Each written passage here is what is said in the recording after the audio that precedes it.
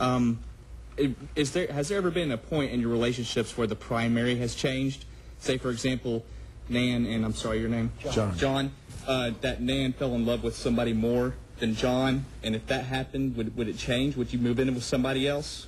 I want to take this one. Don't take this. Take it. What we define as love usually is lust. Very initially, there's something called new relationship energy, and it's a cocktail in your brain of all sorts of chemicals that are like speed. Many people make decisions to leave one partnership to the other partnership based on this chemistry. We need to learn to be more emotionally intelligent. Okay, but let's go back to this question. If, in fact, you're in a primary, and now, because I'm polyamorous, I meet somebody, and, you know, after I'm laying around and thinking about it, dang, you know, it's like this situation. I want to be with Amy more, and I think Amy and I should get married.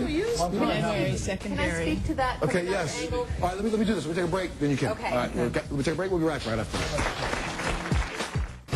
It is on a break. We've been having a lot of questions, and one of the questions keeps coming up. What do kids do? What would you say to your children? Well, Gary has a 15-year-old daughter named Carrie who couldn't be here today, but she wanted to tell you how she feels. Take a look at this.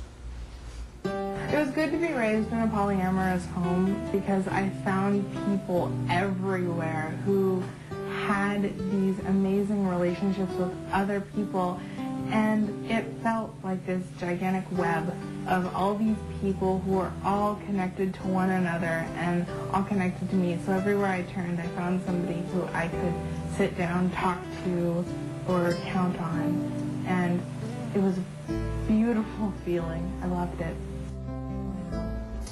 Well, we're out of time. I just want to thank all of our guests for being here. And that's the comment from a child who lives within this type of a lifestyle.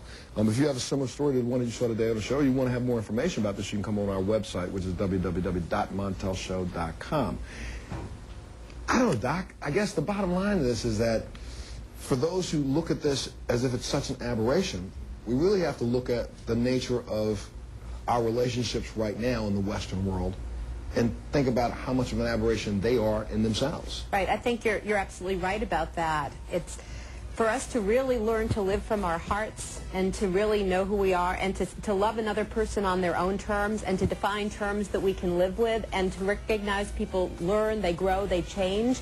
Hubert Humphrey said, I've been married to 48 different women all named Muriel. He recognized that we grow, we learn, and we change as we live, and our relationships need to be spacious enough and alive enough that they can allow us to grow and become But now local. when you say that, he said, I've been married to 48 women and they're all Muriel. It was all the same woman. Mm-hmm. And that can happen as well. I guess it's up to us individually to decide for ourselves. I got to do another show about this because this is like kind of trippy. I think people will call all the time. Join us on the next Montel.